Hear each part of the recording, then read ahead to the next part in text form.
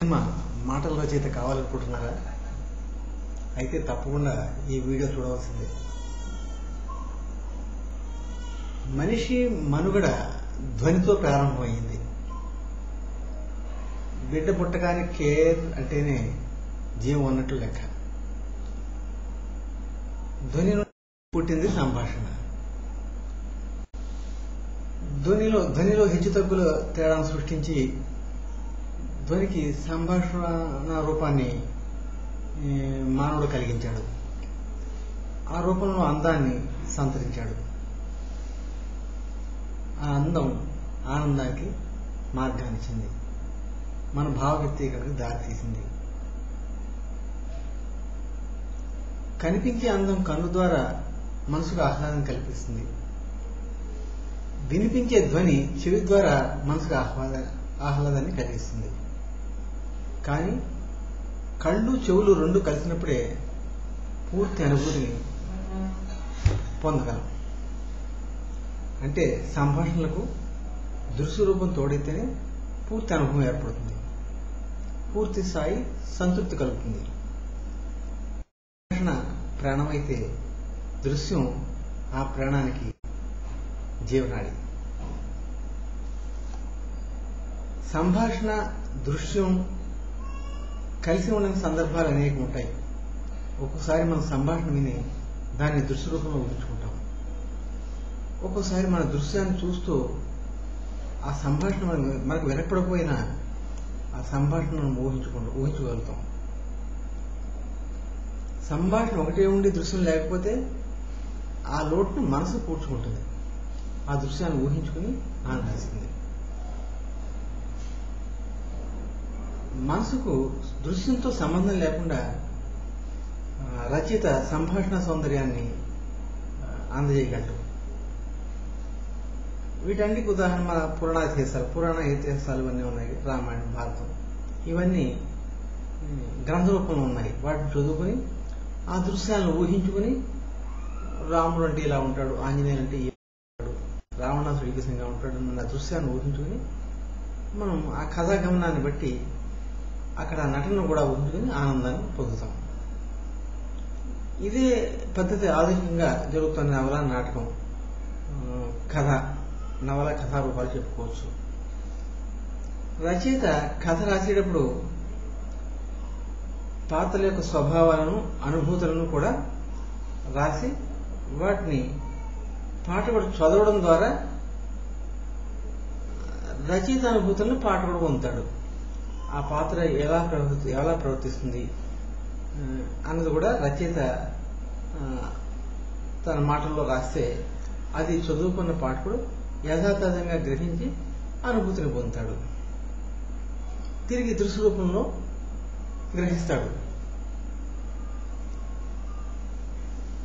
కానీ ఈ ప్రక్రియ జరగాలంటే రచయితతో పాటు చదివే పాఠకుడు కూడా చదువుచ్చిన వాడై ఉండాలి, చదువరై ఉండాలి. లేకపోతే ఉపయోగం లేదు. చదువు రాని వాడికి నవల కథ ఏమీ ప్రయోజనం కాదు. అలాగా ఈ ప్రక్రియ కొంతమంది మాత్రమే పరిమితం అయిపోయింది. చదువుకున్న వారు మాత్రమే ఈ నవల కథ ప్రక్రియ అనేది రచయిత రాసిన దాన్ని దృశ్య రూపంగా ఊహించుకుని ఆనందించే పరిస్థితి, ప్రక్రియ కొంతమంది చదువులకు మాత్రమే పరిమితం అయిపోయింది. చదువు రాని వారికి దాంతో సంబంధం లేకుండా పోతుంది. దీనిలో ఒక లోపం కూడా ఉంది. చదువుకున్న వారందరూ ఆ కథలను కానీ నవలను కానీ చదివిన అందరిలో భావన ఒకే రకంగా ఉండదు. వారి మానసిక పరిస్థితిని బట్టి ఆ యొక్క పాత్రను ఊహించుకోవడం జరుగుతూ ఉంటుంది. ఈ కారణంగా రచయిత తన మనసులో ఉన్న దృశ్య రూపాన్ని వాక్యాల్లో పెట్టిన యథాతథంగా పాఠకుడికి ఆ దృశ్యం చేరదు. ప్రజలకు రచయిత మరింత చేరువయ్యే మార్గం నాటకం. ఇది దృశ్యంతో కూడుకున్నది. రచన, దృశ్యం రెండు, డైలాగ్ ఉంటుంది, దృశ్యం ఉంటుంది. ఇది ప్రక్రియ. చదువుకునేవారు అందరూ ఆనందించదగ్గ ప్రక్రియ నాటకం. నాటకం సంభాషణలతో కూడుకున్న దృశ్య రూపం. నాటకంలో సంభాషణలు ఉంటాయి పూర్తిగా. వాటిని వ్యక్తీకరించే పాత్రలు నటీనటులు కూడా ఉంటూ ఉంటారు. ఇక్కడ పాఠకుడు ప్రేక్షకుడు అవుతాడు. ఇక్కడ చదివే పని లేదు. దృశ్యాన్ని చూస్తూ ఆ సంభాషణ వింటూ ఆ రసానుభూతిని పొందడమే ఈ ప్రేక్షకుడు చేసే పని. ఇక్కడ ఈ ప్రక్రియలో కూడా ఒక లోపం ఉంది. రచయిత తాను చెప్పదలుచుకుంది యథాతథంగా దృశ్యరూపం చేసే అవకాశం లేదు. రచయిత ఏం ఊహించాడో అంతా ఆ రంగస్థలం మీద ప్రదర్శించే అవకాశం లేదు. రంగస్థలం ఒక కొన్ని గజాల దూరానికి లిమిట్ అయిపోయి ఉంటుంది. దృశ్యం కొన్ని గజాల స్థలం వరకే పరిమితం అవుతుంది. ఒక 5-6 గజాల స్థలం అంతవరకే పరిమితం దృశ్యం. అది కూడా ఆ స్థలం కూడా మనం కొన్ని సీనరీలు సెట్టింగులు పెట్టి దృశ్యాన్ని ప్రేక్షకుడు ఊహించుకునేలా చేస్తాం. ఒక రాజమందిరం అంటే రాజమందిరం సెట్టింగు, ఇది కూడా పాక్షిక దృశ్యమే, పూర్తి దృశ్యం కాదు. అది రాజమందిరం అంటే ఒరిజినల్ రాజమందిరాన్ని మనం సృష్టించలేం కదా. పాక్షికమైన దృశ్యాన్ని మాత్రమే మనం అందిస్తాం. పూర్తి దృశ్యం అది ఒక రాజభవనం అన్న ఆలోచన ప్రేక్షకుల్లో రావడానికి అది కూడా అతని ఊహలోకి పరిమితం అయిపోతుంది. జరిగిన కథను కానీ పాత్రల భావాలను కానీ తెలియజెప్పేటప్పుడు నవలలోగా టెక్నిక్స్ని ఇక్కడ వదిలిపెట్టి కొద్ది మార్పులతో పాత్రల ద్వారానే మనకు అర్థమయ్యేలా చేస్తాడు రచయిత. ఇది కూడా ప్రేక్షకునికి వచ్చిన విధంగా ఆలోచనలకు అనుగుణంగానే ఆ దృశ్యాన్ని ఊహించుకోవడం జరుగుతూ ఉంటుంది. అంటే పూర్తిగా రచయిత మెదడులో ఉన్న భావాన్ని ఉన్నట్టుగా ప్రేక్షకుడికి చేరవేసే ప్రక్రియ ఈ నాటకంలో కూడా లేదు. ఈ పురుటి సందులోంచే బయటకు వచ్చింది సినిమా అనే ప్రక్రియ. నవల నాటకం ప్రక్రియలలో చెప్పడానికి వీలు కాని అన్ని ఇబ్బందులను అధిగమించి ప్రేక్షకుని ఊహల అంచనాలకు సంబంధం లేకుండా రచయిత లేదా దర్శకుడు తను చెప్పదలుచుకున్న సంభాషణలతో సంబంధించిన దృశ్యాలతో హద్దులు లేకుండా, అంటే ఒక బజార్ చూపించాలంటే బజార్లో ఓపెన్ గా దాన్ని షూట్ చేసి చూపించడం జరుగుతుంది. ఒక నదిని చూపించాలంటే నది దగ్గరికి వెళ్ళి షూట్ చేసి దాన్ని చూపించడం జరుగుతుంది. ఒక సముద్రాన్ని చూపించాలంటే చూపించగలుగుతున్నాడు. లేదా ఒక ఇతర దేశాన్ని దేన్నన్నా చూపించాలంటే ఆ దేశం వెళ్ళి ఆ సీనరీని షూట్ చేసి చూపించగలుగుతున్నాడు. యథాతథంగా చూపించగలుగుతున్నాడు. తను ఏం ఊహించాడో, ఏం చెప్పదలుచుకున్నాడో అది యథాతథంగా చెప్పే అవకాశం సినిమా ప్రక్రియలో కలుగుతుంది. అది ప్రేక్షకుల ముందు ఉంచుతాడు. ఇది ఇంతే, ఈ సన్నివాసాన్ని ఇలాగే చూడండి, ఈ సంభాషణ ఇలాగే వినండి అని శాసించగల ప్రక్రియ సినిమా. రచయితతో ప్రేక్షకులు ఏకీభవిస్తే ఆ సినిమా బాక్సాఫీస్ హిట్ అవుతుంది, లేకుంటే ఫ్లాప్ అవుతుంది. అంటే రచయిత ఏదైతే చూపిస్తున్నాడో దృశ్యరూపంలో దాన్ని ప్రేక్షకులు అంగీకరిస్తే బాక్సాఫీస్ హిట్ అవుతుంది, అంగీకరించకపోతే ఫెయిల్ అయిపోతుంది. ఇక్కడ రచయిత తప్పనిసరిగా ఒక విషయం గుర్తుంచుకోవాలి.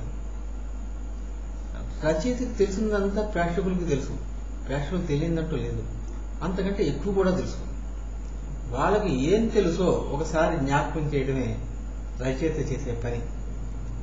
అది అంగీకరించేది అయితే, ఆనందం కలిగించేది అయితే ప్రేక్షకులు ఆ చిత్రానికి భ్రమరథం పడతారు. ఇకపోతే సినిమా స్క్రిప్టుకు సంభాషణ రాసేటప్పుడు రచయిత తానెందుకు నవల నాటక ప్రక్రియలను వదిలి ఇందులోకి వచ్చాడో తప్పనిసరిగా గుర్తించుకోవాలి. అలాంటి గుర్తించలేకుండా రాయడం మొదలుపెడితే రచనలో అనేకమైన లోపాలు వస్తాయి. నవల రచనలో టెక్నిక్స్, నాటక రచనలో టెక్నిక్స్ మళ్ళీ ఇక్కడ సినిమా ప్రక్రియలో కూడా పెట్టడం జరుగుతుంది. అలా జరిగినప్పుడు సినిమా ఫెయిల్ అయ్యే అవకాశాలు ఎక్కువ ఉంటాయి. ఎందుకంటే ఏం గుర్తుంచుకోవాలి ఇక్కడ ముఖ్యంగా అంటే, చదువుకున్నవారు చదువుకోని వారు అన్ని రకాల ప్రేక్షకులకి ఆనందం కలిగించాలి. తను చెప్పే విషయం ప్రతి ప్రేక్షకుడికి ఆనందం కలిగించాలి, కింద వర్గానికి పై వర్గానికి. ప్రేక్షకులు తమ మనసులో విభిన్న రూపాలను ఊహించుకోకుండా ఉండేందుకు స్థిరమైన రూపాలను ఊహించుకునేట్లుగా తను ఏ రూపాలనైతే వాళ్ళ ముందు వస్తున్నాడో ఆ రూపాలను వాళ్ళు అంగీకరించేలా ఉండాలి. జరిగింది జరిగినట్లుగా ప్రేక్షకుడు కన్ను చెవి ఉపయోగించి సంపూర్ణ ఆనందం పొందేందుకు వీలుగా ఉండాలి. అవును, ఇది నిజం, ఇది ఇంతే, ఇలాగే జరగాలి అని ప్రేక్షకుడు అనుభూతి చెందితే ఆ సినిమా సక్సెస్ అవుతుంది. నవల నాటక రంగంలో గత్యంతరం కొన్ని టెక్నిక్స్ ఉపయోగిస్తూ ఉంటారు. అవి అటువంటి వాటిని వదిలిపెట్టి ఇక్కడ స్వేచ్ఛగా రచన సాగించడం తెలుసుకోవాలి. ఉదాహరణకు నాటకంలో ఒక రాజు పాత్రధారి స్టేజ్ మీదకి వచ్చాడు. రాగానే ఆయన సంభాషణ ఉంది. ఎవరక్కడ? అతడి భటులు ఎవరు లేరా? ఓ అవును, మరిచితిని, వారిని నేనే అశ్వసాలకు పంపుతుంది. ఇది డైలాగ్. ఈ డైలాగ్ అంతా స్టేజ్ మీద 10 అడుగుల దూరంలో ముందు వెనక ఆ రాజుగారు ఇటు తిరుగుతూ ముగిస్తాడు. తప్పనిసరిగా ప్రశ్న తనే, సమాధానం తనే అవుతాడు. ఎవరక్కడ అని ఒక ప్రశ్న, భటులు ఎవరు లేరా మరొక ప్రశ్న, అవును మర్చిపోయాను, నేను వారినే పంపించాను, అశ్వాలు పంపించాను అని తనే సమాధానం చెప్పుకోవడం. అన్నీ ఒక రాజు పాత్రలోనే 3 విధాలు నడిచిపోతున్నాయి. అప్పుడు ప్రేక్షకులు ఏం ఆలోచిస్తారంటే, ఓహో భట్లు ఉన్నారా లేరా అని మొదటి ప్రశ్న ఎవరక్కడ, భట్లు ఎవరు లేరా అన్నప్పుడు భట్లు లేరా అన్న ఆలోచన ప్రేక్షకులు అవుతుంది. ఓహో నేను వారిని అశ్వాలకు పంపితిని అని రాజుగారు అన్నప్పుడు ఓహో వారి అశ్వాలకు వెళ్ళారా అన్న ఆలోచన రెండోసారి కలుగుతుంది. ఒక ఆలోచన, దానికి సమాధానం, పేజీ లిమిట్లో మరో మార్గం లేక సంభాషణలు అలాగా ఒక ఫ్రేమ్లోనే బిగించబడతాయి. అది నాటకంలో ఉన్న ఇబ్బందిని అధిగమించే మార్గం అదొకటి. ఇదే సినిమా అయితే ఎలా ఉంటుంది? ఒక షాట్ నెంబర్ 1, రాజు రాజమందిరంలోకి ప్రవేశిస్తాడు. షాట్ నెంబర్ 2, భటులు బుర్రాలసాల వైపు వెళ్ళిపోతున్నారు. షాట్ నెంబర్ 3, రాజు ఎవరక్కడ అన్నాడు. షాట్ నెంబర్ 4, అశ్వసాల వైపు గుర్రాలు డెక్కల చెప్పుడు వినపడుతుంది. ఓహో అటు వెళ్ళారా అనుకున్నాడు రాజు. ఈ సీక్వెన్స్ లో ఏం రాజుగారు అనే నమ్మకం ప్రేక్షకుడికి కలుగుతుంది. సైనికులు, గుర్రాలశాల, రాజమందిరం, ఈ దృశ్యాలతో ఇది రాజుల కథ అని పూర్తిగా ప్రేక్షకుడికి అర్థమవుతుంది. నాటకంలో ఉన్న లోపాలని సినిమా ఈ విధంగా దిద్దుకుంటుంది. ఇది మర్చిపోయే రచయిత సినిమా టెక్నిక్లో అక్కడ నాటకంలో రాసినట్టుగానే ఈ టెక్నిక్ లో కూడా రాజుగారు మందిరంలో నిలబడి ఇలా అంటున్నారు అంటూ అదే నాటక డైలాగ్ను రాస్తే ఉపయోగం లేదు. ప్రేక్షకుడు నాటకానికి సినిమాకి ఉన్న తేడాను ఎంజాయ్ చేయలేడు. ఎలా రాసినా 2.5 గంటల సినిమా నడుస్తుంది. మనకు చెప్పదలుచుకుంది ప్రేక్షకులకు తెలుస్తుంది. అది కాదు సమస్య. ఆ సినిమా జనరంజకం అయిందా లేదా అన్నది ముఖ్యం. సంభాషణలు 2 రకాలుగా ఉంటాయి. ఒకటి నోట్తో వ్యక్తీకరించేవి, related to sound and action. 2 మనస్సుతో వ్యక్తీకరించేవి, related to mind and action. అక్కడ శబ్ద ప్రాధాన్యత ఉండదు. మొదటి దాంట్లో శబ్దము, యాక్షన్. రెండవ దాంట్లో శబ్దము లేకుండా mind, related to mind and action. మొదటిది రచయిత సాధారణంగా ఉపయోగించే టెక్నిక్, ఇది related to sound and action. డైలాగ్తో పాటు యాక్షన్ అనేది నడుస్తూ ఉంటాం, రచయిత సాధారణ టెక్నిక్ అది. రెండవది, మొదటి దాంట్లో పాత్రల మధ్య నటనకు అవకాశం ఇచ్చే సంభాషణలో అల్లుకుంటూ కథను ముందు నడుపుతాడు రచయిత. ఇంకా రెండో టెక్నిక్ అసాధారణ టెక్నిక్. 2 పాత్రల మధ్య ఒక పాత్రకు సంభాషణ ఉంటుంది, రెండవ పాత్ర జవాబు నటనలో ఉంటుంది, లేదా 2 పాత్రలు నటన ద్వారానే సంభాషించుకుంటూ ఉంటాయి. ఈ పద్ధతి కొన్ని సన్నివేశాల్లో బాగా రాణిస్తుంది. ప్రేమ, వైరుధ్యం, ఘర్షణ, ఇలాంటి సన్నివేశాలు 2-3 పాత్రలకి పరిమితమై ఉన్నప్పుడు సంభాషణ, నటన అన్నది అక్కడ రాణిస్తుంది. ఉదాహరణగా భార్యాభర్తల మధ్య ఘర్షణ. ఆ ఘర్షణ ఎలా అంటే భర్త నోటితో కాదన్న పనిని భార్య వ్యతిరేకంగా చేసి చూడడం. భర్త ఈ పని చేయొద్దు, నువ్వు అది తీయడానికి వీల్లేదు అనగానే వెంటనే ఆ వస్తువును భార్య తీస్తుంది. ఒకటి సంభాషణ, రెండవది నటన. ప్రియుడు తనకి ఇష్టమైన విషయాలను చెబుతుంటే ప్రేయసి వాటిని ఆచరిస్తూ సూచనగా తన మనసు తెలపడం, అది కూడా ఒక పద్ధతి. ఇంకా మూడవ విధానంలో ఎలా వస్తుందంటే ఒక మూగ పాత్రతో మరొక మామూలు పాత్ర మూగగా భావాలు వ్యక్తం చేయడం. మూగ పాత్రను అనుసరిస్తూ రెండవ పాత్ర మాట వచ్చినా కానీ మూగగానే ప్రశ్నిస్తూ ఉంటే మూగ సమాధానాలు వింటూ ఉండడం. ఇలా కూడా శబ్ద ప్రాధాన్యత లేకుండా, డైలాగ్ ప్రాధాన్యత లేకుండా ఓన్లీ నటన ద్వారానే వ్యక్తీకరణ నడిచింది. మనసులో వ్యక్తమైతే దృశ్యం అవుతుంది. రెండు పక్కల అసలు డైలాగ్ లేకుండా ఓన్లీ మనసుకే ప్రాధాన్యత ఇచ్చి యాక్షన్కు లింక్ అయినవి మరొక పద్ధతి ఏమిటంటే ఉదాహరణ చూద్దాం. హీరో దొంగతనం చేస్తుండగా హీరోయిన్ చూస్తుంది. ఇక్కడ యాక్షనే ప్రాధాన్యత. హీరోయిన్ ఒక క్షణం ఆశ్చర్యపోతుంది. హీరో కంగారు పడతాడు.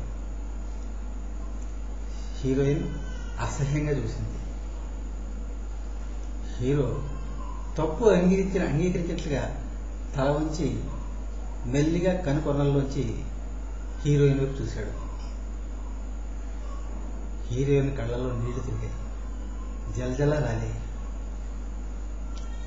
హీరో ఏదో చెప్పాలని ప్రయత్నించాడు.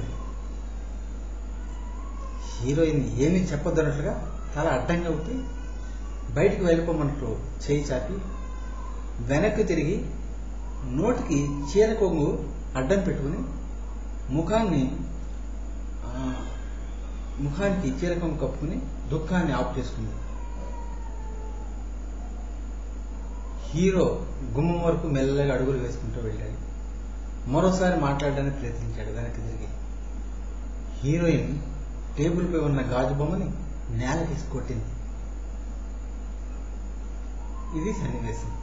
ఈ సన్నివేశంలో ఎక్కడ సంభాషణ ప్రాధాన్యత లేదు, పూర్తిగా నటనే, మానసిక సంఘర్షణ.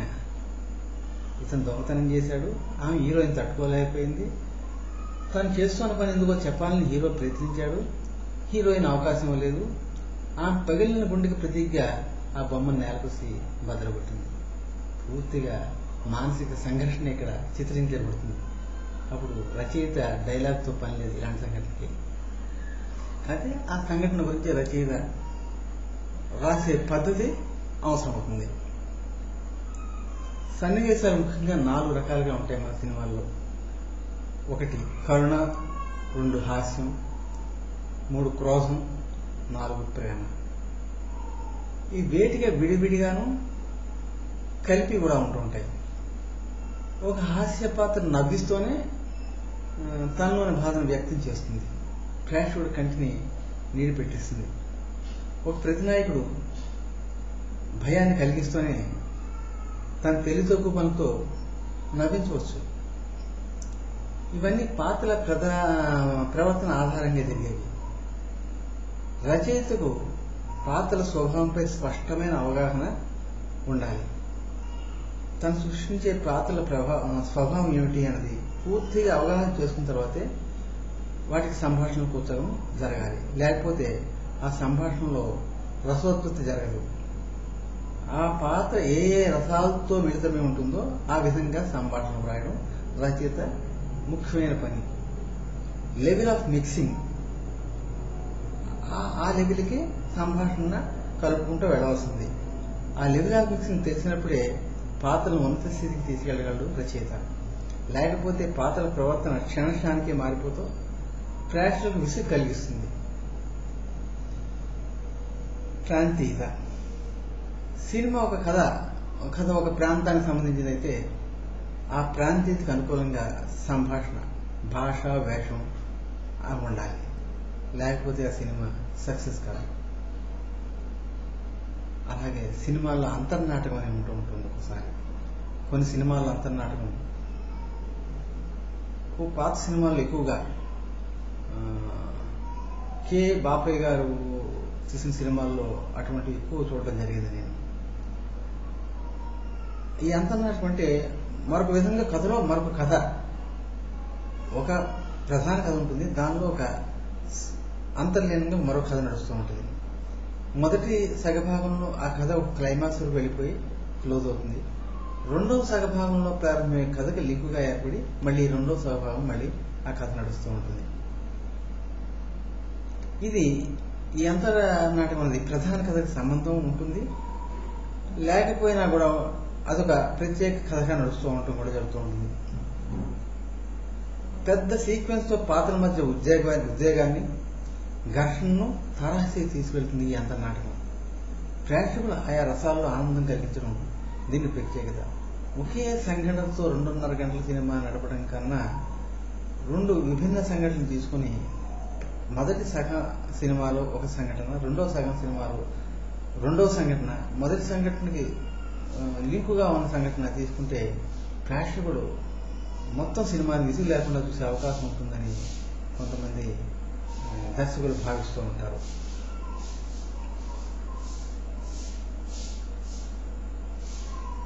పాత్రలపై స్పష్టమైన అవగాహన ఉన్న రచయిత విరుద్ధ భావాలున్న పాత్రలను ఒక చోట ఒక సన్నివేశంలో చేర్చి ఈ అంతర్నాటకాన్ని రక్తి కట్టిస్తాడు. పూర్తిగా ఆ పాత్రల మీద పట్టు ఉన్న రచయిత మాత్రమే 2 విరుద్ధ భావాలను ఒక చోట చేర్చి ఆ వాటి మధ్య ఘర్షణను పెంచి ఆ ఘర్షణకు ఒక క్లైమాక్స్ సృష్టించి దాన్ని ముగించే తెలివితేట కలిగి ఉంటాడు రచయిత. సంభాషణలు వ్యక్తీకరణ ఎలా ఉండాలి? ప్రతి రచయిత సంభాషణ వ్యక్తం చేసే నటన దృష్టిలో ఉంచుకుని వ్రాస్తాడు. అవి ఎలాంటి నటన ఇస్తాయో అని ఊహించుకుంటూ రచయిత రాయడం జరుగుతుంది. అంటే నటుడు పడే అనుభూతి బాధను తన ముందే మనసులో అనుభూతి చెంది అప్పుడు సంభాషణ రాయడం అనేది రచయిత చేసే పని అవుతుంది. కానీ కొన్నిసార్లు ఒకే సంభాషణ అనేక విధాలైన భావాల వ్యక్తీకరణకు దోహదం చేస్తూ ఉంటుంది.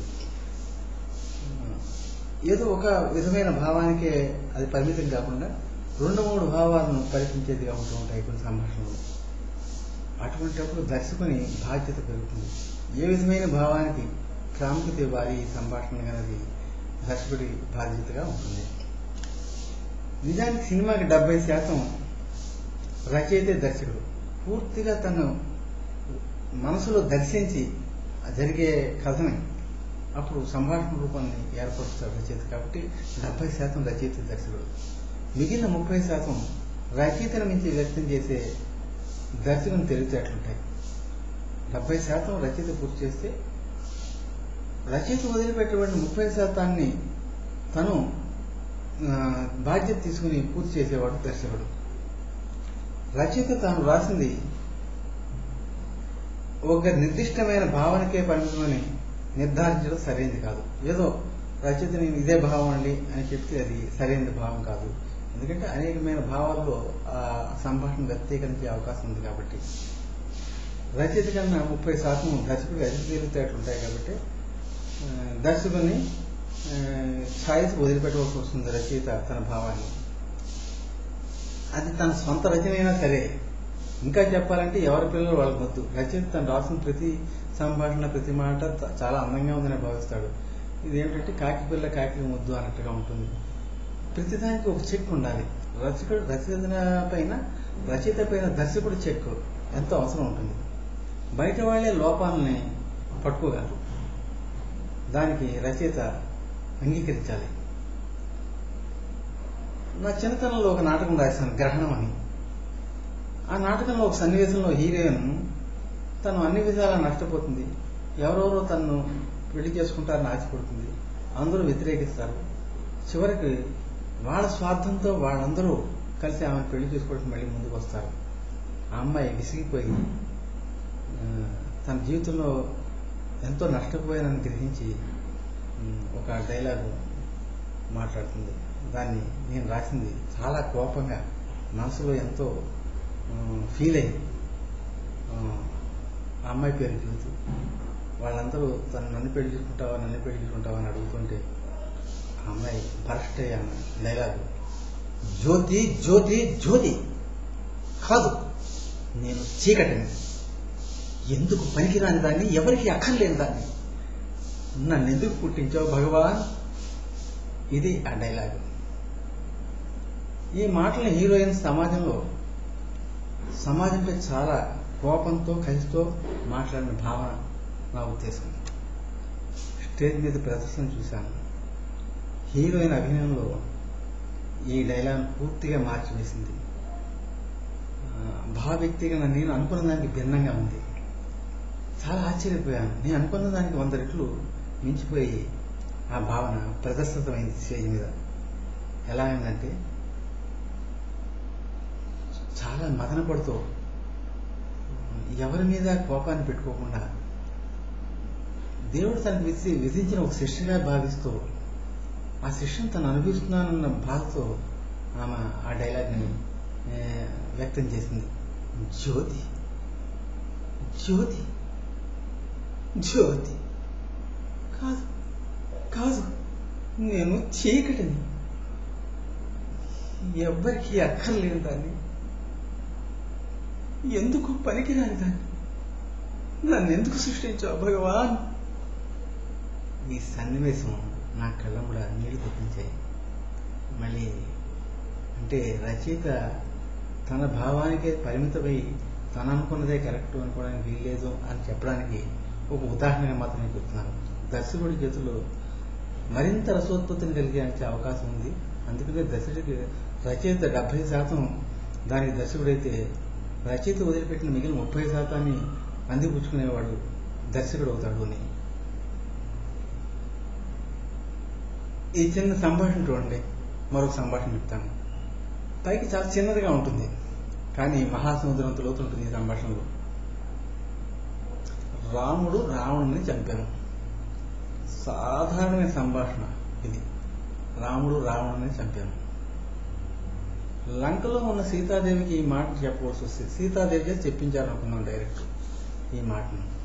అప్పుడు ఎలా ఉంటుంది? రావణుపై ఎంతో ప్రేమను చూపిస్తూ రావణ్ణి అసహించుకుంటూ సీతాదేవి చెప్తుంది, రాముడు రావణుని చంపను అని. ఇదే డైలాగ్ని డైరెక్టర్ గారు ఆంజనేయులతో చెప్పించారనుకోండి. ఆంజనేయులు చెప్పవలసి వస్తే రామునిపై స్వామిభక్తిని ప్రదర్శిస్తూ ఆరాధనగా రావణుని హేళన చేస్తూ చెప్పచ్చు, రాముడు రావణుని చంపను అని. అదొక అనుభూతి. ఇంకా ఇదే డైలాగ్ని డైరెక్టర్ గారు రాజ్యంలో ఒక సాధారణ పౌరుడు చేత చెప్పించారనుకుందాం. రాజ్యంలో సామాన్య ప్రజలు చెప్పవలసి వస్తే రామునిపై ఎంతో ఆప్యాయత, ఆనందంగా గొప్పవాడైన రాముడు, సామాన్య మానవుడు మాత్రుడిగా రాముడు, మనకు ప్రియమైన రాముడు, ఈ 3 రకాల భావాలు ఒక పక్క, శక్తివంతుడైన రాముడు, రాక్షస ప్రవృత్తి కలిగిన రాముడు, స్త్రీని చెరబెట్టిన రావణుడు ఇలాంటి వాడిని చంపారు అని ఆ సామాన్యుడు రాముడు రావణుని చంపాను అని రకరకాల భావాలతోటి డైరెక్టర్ ఎన్ని రకాలైన ఈ ఒక్క డైలాగ్ని పలికించవచ్చు. అందువల్ల రచయిత సృష్టించిన దానికి అనేకమైన భావాలు చూపే అవకాశం కూడా కొన్ని సందర్భాల్లో జరుగుతూ ఉంటుంది. ఈ 3 రకాల భావాలు 3 రకాలుగా వ్యతిరేకంగా మనం చూస్తున్నాం కదా. ఒకే సంభాషణ ఏ విధంగా చెప్పచ్చు. పొడవైన లేక పొట్టి సంభాషణలు, lengthy dialogues, short dialogues, short cut dialogues. Lengthy dialogues ఎక్కువగా గ్రూప్ సీక్వెన్స్ లో ఉంటాయి. అంటే ఒక పెద్ద మీటింగ్ జరుగుతుంది, అటువంటిప్పుడు 3 నిమిషాల డైలాగ్ని ఇంకొక నిమిషం 2 నిమిషాలు 4-5 నిమిషాలకు పొడిగించే అవకాశాలు ఒక్కోసారి ఉంటూ ఉంటాయి. ఒక నాయకుని ఉపన్యాసం జరుగుతుంది, అచేతనలే ప్రజలందరూ వింటున్నారు.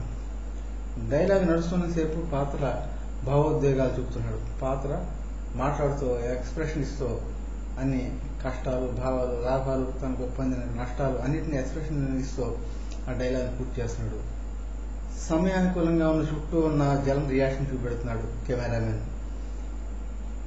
ఏ వ్యక్తి యొక్క రియాక్షన్కి పరిమితం కాకుండా కెమెరాని ఒక చోట నుంచి ఒక చోటకి మారుస్తూ పాస్ ఆన్ చేస్తూ ప్రేక్షకుడు కూడా జనంలో ఒక వ్యక్తిగా శ్రద్ధగా వింటాడు. అప్పుడు ఆ మీటింగ్ని. అది కొంచెం లెంగ్దీ డైలాగ్ అయినా సరే. అదే సీక్వెన్స్ 2-3 పాత్రల మధ్య ఉన్నప్పుడైతే అటువంటి సీక్వెన్స్ ఫెయిల్ అవడానికి ఎక్కువ అవకాశం ఉంది. ఆ డైలాగ్ నడుస్తూ ఉన్నసేపు మిగిలిన పాత్రలు ఏం చేయాలో అర్థం కాదు. కెమెరామెన్ తిప్పే పని ఉండదు. తిప్పితే మిగిలిన పాత్ర రియాక్షన్స్ ఉండవు కొన్నిసార్లు. అచేతనంగా ఆ పూర్తి డైలాగు యొక్క సారాంశం మిగిలిన పాత్రల మీద ఎఫెక్ట్ లేకుండా వాటి సంబంధం లేని డైలాగ్ అయినప్పుడు, జనసముద్రంలో చెప్పే డైలాగ్ అయితే అందరికీ ఎవరికో ఒకరికి దానికి రిలేటెడ్గా ఉంటుంది కాబట్టి ప్రేక్షకుడు అంగీకరిస్తాడు. 2-3 పాత్రల మధ్య నడిచేటప్పుడు మొత్తం చెప్పే కథంతా 2-3 పాత్రలే లిమిట్ అయిపోదు కదా. అటువంటి ఆ మిగిలిన పాత్రలకి రియాక్షన్ అనేది లేకుండా పోతుంది. అలాంటి వాళ్ళు ఎలా నిలబడాలో తెలియదు, వాళ్ళ చేతులు ఎలా కదపాలో కూడా తెలియని పరిస్థితి ఏర్పడుతుంది. ఎందుకు వచ్చిన ఉపన్యాసం బాబు అనిపిస్తూ ఉంటుంది ప్రేక్షకుడికి. ఇలాంటి ఇబ్బందులు తొలగించడానికి కొంతవరకు కెమెరామెన్ సహాయపడుతూ ఉంటాడు. ఓకే, బస్ట్ సైజు వరకే సీసో ఓకే ఆ ఫేసులై ఇటు మార్చేసి చూపెడుతూ ఉంటాడు. ఈ కాళ్ళు చేతులు ఎందుకంటే వాళ్ళు కాళ్ళు చేతులు కదపలేని ఒక పారాలసిస్ రోగుల్లా కనపడతాయి నిజంగా వాళ్ళు చూపెడితే. ఎందుకంటే వాళ్ళకి యాక్షన్కి అవకాశం లేని డైలాగ్ కాబట్టి. అందుకని కెమెరామెన్ వాళ్ళని కాపాడడానికి ఈ హాఫ్ లెవెల్కే చిత్రాన్ని చూపిస్తూ ఉంటాడు మనకి. ఇంకా కట్ట డైలాగులు ఉన్న పాత్రలు తక్కువ పాత్రలు ఉన్నప్పుడు కట్ డైలాగులు ఎక్కువ ఆనందంగా ఉంటుంటాయి, చాలా హ్యాపీగా ఉంటుంటాయి వినడానికి. ఎక్కువ నాటకానికి అవకాశం ఇస్తుంటాయి. ఒక వ్యక్తి ప్రశ్నకి మరొక సమాధానం చేయటం, మళ్ళీ అటు నుంచి ప్రశ్నకి సమాధానం, అలాగా యాక్షన్ ఓరియంటెడ్గా ఉంటుంటాయి కట్ డైలాగ్స్. సినిమా అనేది యాక్షన్ ఓరియంటెడ్ కాబట్టి నటనకి అవకాశం ఇచ్చేది ఈ కట్ డైలాగ్స్. తక్కువ సంభాషణ. ఏం నువ్వు కాఫీ తాగావా, ఏం నువ్వు తాగవా, నేను తాగుతాలే, నీ మాట చెప్పు. ఇవన్నీ ఇలాగ చిన్న విషయాలు టక్ టక్ అలా వెళ్ళిపోతూ ఉంటాయి. ఏమో లేదు, కాఫీలో విషం ఉందని భయపడుతున్నావా, నాకెందుకు భయం, కలిపే వాళ్ళకి భయం ఉండాలి, ఇలాగ ఏదో సంథింగ్ అలాగే. అక్కడ ఏదో దృశ్యం అలా పెరుగుతూ ఉంటుంది. ఈ డైలాగ్కి ఆ డైలాగ్కి యాక్షన్ పెరుగుతూ ఉంటుంది, ఒకళ్ళ మీద పరిమాణం. ఇది కట్ డైలాగ్స్ అనేది తక్కువ పాత్రలు ఉన్నప్పుడు కథ బలం పెరగడానికి అవకాశం వస్తూ ఉంటాయి. తర్వాత రొటీన్ డైలాగ్స్ ఉంటాయి. ఈ రొటీన్ డైలాగ్స్ కొన్ని జాగ్రత్తగా ఉండాలి. నాటకాల ప్రాథమికంలో ఉన్నప్పుడు, నాటకాల మొదట్లో ఉన్నప్పుడు ఎక్కువగా రొటీన్ పాత్రలు ఉండేవి. విసుగొచ్చే పాత్రలు, బంట్రోత్ పాత్రలు ఇలాంటివి. ముసలి బంట్రోత్తో మాట్లాడడం, బాబు గారు అమ్మగారు పోయారని మీరు దిగులు పలకండి అంటుంటే, లేదురా నా భార్య పోయిన తర్వాత నేను ఇంట్లో ఒంటరివాడిని అయిపోయానురా అంటూ ఆ జమీందారు కబుర్లు చెప్పుకుంటూ ఉండడం. పిల్లలు కూడా నన్ను దూరం చేసేసారు, బాబు గారు అలా అనుకోకండి, వాళ్ళు ఎప్పుడైనా మన ఇంటికి వస్తారు అని సర్ది చెప్తూ ఉండటం. ఇది ఈ ముసలి పాత్ర. అవన్నీ ఓల్డ్ టెక్నిక్స్, కథని ఎలా నడపాలో తెలియని టెక్నిక్స్ అప్పటికి. తర్వాత మనసులో మాట్లాడుకోవడం. ఒకే పాత్ర మనసులో ఇటొక 2 కెమెరాలు పెట్టి 2 మనుషులను ఇలా విడగొట్టి, నువ్వు ఇలా చేస్తున్నావు తప్పు ఇది అని ఒక పాత్ర అనుకోవచ్చారు. మరొక పాత్ర లేదు నువ్వు చేసే పని నువ్వు ఇదే చెయ్యి అని ఇంకొక పాత్ర అంటూ ఉండటం. ఇలాగా ఆ పాత్ర మానసిక సంఘర్షణ సృష్టించడం అవన్నీ ఓల్డ్ టెక్నిక్స్. ఫోటోలతో మాట్లాడుకోవడం కూడా ఉంటూ ఉంటుంది. వెళ్ళిపోయి భార్య ఫోటో దగ్గర, కూతురు ఫోటో దగ్గర నిలబడి ఏదో ఇంట్లో ఉన్న విషయాలన్నీ ఆ ఫోటో దగ్గర ఎక్కడ పెట్టుకోవడం, అవన్నీ ఓల్డ్ టెక్నిక్స్. రొటీన్గా నడిచేవి. ఆ రొటీన్ డైలాగ్స్, రొటీన్ సీక్వెన్స్లు వదిలిపెట్టడం ఎంతో అవసరం. ఇప్పటికీ సినిమాల్లో కొన్ని చోట్ల అటువంటి సీక్వెన్స్లు ఎదురవుతున్నాయి. వాటి వల్ల ఏం ఉపయోగం లేదు. రచయిత చేతగాంతనం మడుగు బయటపడుతూ ఉంటుంది. అలాంటి సీక్వెన్స్లు వస్తుంటే ఆ ప్రేక్షకుడు దాన్ని ఎంజాయ్ చేయడు ఆ సీన్ని. తర్వాత కాంప్లికేటెడ్ డైలాగ్స్ చాలా క్లిష్టంగా ఉంటాయి. సమావేశాలతో ఉన్నవి. అవి రచయితకి భాషా ప్రయోగాన్ని, తన భాషా పట్టుత్వాన్ని నిరూపించుకోవడం రాస్తే పాపం నటుడు చాలా ఇబ్బంది పడతాడు. నటులందరూ బాగా తెలివైన పండితులు కాదు కదా, సామాన్య వాళ్ళు ఉంటారు, కొంచెం చదువుకునే వాళ్ళు ఉంటారు, చదువుకొని వాళ్ళు ఉంటూ ఉంటారు. అందరికీ భాష పట్టుతూ ఉండదు. సామాన్యమైన భాష అందరికీ అందుబాటులో ఉన్న భాషలో రాసినట్టే వారు తేలిగ్గా దాన్ని ఉపయోగించగలరు. తేలిగ్గా వాడుకలో ఉన్న మాటలను ఉపయోగించుకోవడం వల్లే సినిమా టెక్నిక్ సక్సెస్ అవడానికి అవకాశం ఉంది. కష్టంగా ఉండకూడదు. నటుడు తేలిగ్గా చెప్పగలిగేలా ఉండాలి మాటల్ని. దాని గురించి రచయిత చాలా ఆలోచించాలి. ఒకప్పుడు ఒక నాటకంలో చిరంజీవి అని ఒక హీరో పేరు పెడితే ప్రతిసారి చాలా పాత్రలు చిరంజీవి చిరంజీవి అని పిలవలసి వచ్చేది. వాళ్ళలో భాషా లోపం వల్ల చిరంజీవి అంట మొదలుపెట్టారు. రచయితగా నాకు ఒక కొత్త థాట్ వచ్చింది. మనం వాళ్ళని సరిదిద్దడం కాదు, మనం సరిదిద్దుకోవాలి అని ఆలోచిస్తే మరొకసారి క్యారెక్టర్ని సంజీవి అని మార్చాను. సంజీవి అన్నప్పుడు ఎవరు తప్పు పట్టే అవకాశం లేదు, తప్పు పలికే అవకాశం లేదు. చదువుకున్నవాడైనా చదువుకోనివాడైనా ఈజీగా దాన్ని సంజీవి అని పాత్రను పలకగలడు. అలాగా రచయిత నటులను దృష్టిలో పెట్టుకుని తేలికైన పదాలతోటి ఫ్లోటింగ్ గా ఉండేట్లాగా తడబడడానికి వీలు లేకుండా ఉండే డైలాగ్ని రాయవలసిన అవసరం రచయిత బాధ్యతది. అది గుర్తుంచుకోవాలి. నీటి అలల మీద వెళ్ళిపోయేట్లా ఉండాలి, రిథమిక్ గా ఉండాలి ఆ డైలాగ్. మనం మాట్లాడటంలో ప్లాంటింగ్ ఉంటుంది. ఒక కప్పు కాఫీ అని అంటూ ఉంటాం. కప్పు కాఫీ ఒక రిథం. కాఫీ పట్రా కప్పుతో అని రాశాడనుకోండి రచయిత, తప్పు ఏమీ లేదు అందులో. కానీ కాఫీ పట్రా కప్పుతో అన్న మాటని రొటీన్ గా ఉండే మాట కాదు కాబట్టి ఆ నటుడు తడబడే అవకాశం ఉంది. అందువల్ల కట్లు కింద ఆఫ్ చేసి 2-3 సార్లు తీయవలసి వస్తూ ఉంటుంది. చాలా ఇబ్బందికరమైంది. ఎన్నిసార్లు చేసినా అందులో ఒరిజినాలిటీ లోపిస్తుంది. ఫ్లో ఎలా ఉంటుందో డైలాగ్ వాడితే, ఏ మాట తర్వాత ఏ మాట వాడితే ఎలా ఉంటుంది అన్నది రచయిత బాగా గుర్తుంచుకుని, పొరపాటుని ముందు మాట వెనక మాట ముందు పడడం ఎక్కడైనా ఉంటే వాటిని సవరించుకుని ఒక రిథమిక్ గా అల్లల మీద ప్రవాహంలో వెళ్ళిపోతున్న రాయి ఇలా విసిరితే ఎలా అల్లల మీద ఎగురుతుందో అలాగా చక్కగా వెళ్ళేట్లాగా మాట ఉండాలి, డైలాగ్స్ ఉండాలి. వెనుకబాటును ముందు మాట వెనక పెడితే ఖచ్చితంగా అది నటుడు తడుముకుంటాడు. ఒకవేళ 2-3 టేక్స్ తర్వాత చెప్పినా కానీ అందులో అందం అనేది లోపిస్తుంది. ప్రేక్షకులు అర్థం చేసుకోవడంలో కూడా తికమక జరుగుతూ ఉంటుంది ఒక్కోసారి అలాంటి మాటలు. ఇంకా మారల్స్ అనేవి ఉంటుంటాయి, నీతులు. రచయిత నీతులు బోధించడానికి ప్రయత్నించకూడదు. నీతి వాక్యాలు 2 రాసేస్తే రచయిత గొప్పతనం ఏమి నిరూపణ అవదు. మాకు తెలుసులేవయ్యా అంటాడు ప్రేక్షకుడు. ఆ మాత్రం నీతులు తెలియదా? నీతులు అందరికీ తెలిసినవే, రచయిత ప్రత్యేకంగా చెప్పే అవసరం లేదు. కానీ ప్రేక్షకుడికి తెలిసిన విషయాన్నే అతను హృదయాన్ని హత్తుకునేలాగా, అతను తెలిసిన విషయాన్ని అతను హృదయాన్ని హత్తుకునేలాగా రచయిత బాధ్యత. అది చెప్పాలి. అవును కరెక్ట్, ఇది ఇంతే అన్న ఫీలింగ్ కలిగేట్లా చెప్పాలి తప్ప ఇదేదో నీతి వాక్యం చెప్తున్నట్లు బోధిస్తున్నట్టుగా ఉంటే మాత్రం ఆ సీక్వెన్స్ ఫెయిల్ అవుతుంది. దొంగతనం చేయడం తప్పు అనేది నీతి. ఇది మనం చెప్పక్కర్లేదు. దొంగతనం చేయడం తప్పు అని ఒక రాముడు మంచివాడు అన్నట్టు చెప్పినట్టు చెప్తే ప్రేక్షకుడు అంగీకరించడం అవుతాడు. దొంగతనం వల్లే వచ్చే కష్టాన్ని నష్టాన్ని చూపించి ప్రేక్షకుడిని ఒప్పించడం రచయిత చేసే పని అవ్వాలి. అది తెలివైన పని. అందులో ఉన్న కష్టాన్ని చూసి అమ్మో ఇది చేసి ఇది నష్టం ఉంది, కరెక్టే రచయిత చెప్పింది అని దాని రిజల్ట్ చూపించి అంగీకరించేలా చేయాలి. సినిమాలో సన్నివేశం ఈ విధంగా ఉంటే ఎలా ఉంటుందో ఒకసారి చూద్దాం. ఓ తాగుబోతు భర్త భార్య మీద కోపంతో చంపబోతాడు, కత్తి కూర్చొని నరికేపోతాడు. అదే సమయంలో అతనికి పక్షవాతం వస్తుంది. భార్య సేవ చేస్తూ ఉంటుంది. భగవంతుడు నీకు పక్షవాతం తెచ్చి నన్ను చంపకుండా చేశాడు మామ. ఎందుకో తెలుసా? నీ తాగుడు అలవాటు చూసి అన్నదమ్ములు దూరం అయ్యారు. నీకు చేతికొచ్చిన కొడుకులు కూడా దూరం అయ్యారు. నన్ను నరికేసిన తర్వాత నీకు ఈ రోగం వస్తే నిన్నెవరు చూస్తారు మామ? అందుకే మామ భగవంతుడు నన్ను బతికించాడు అంటుంది.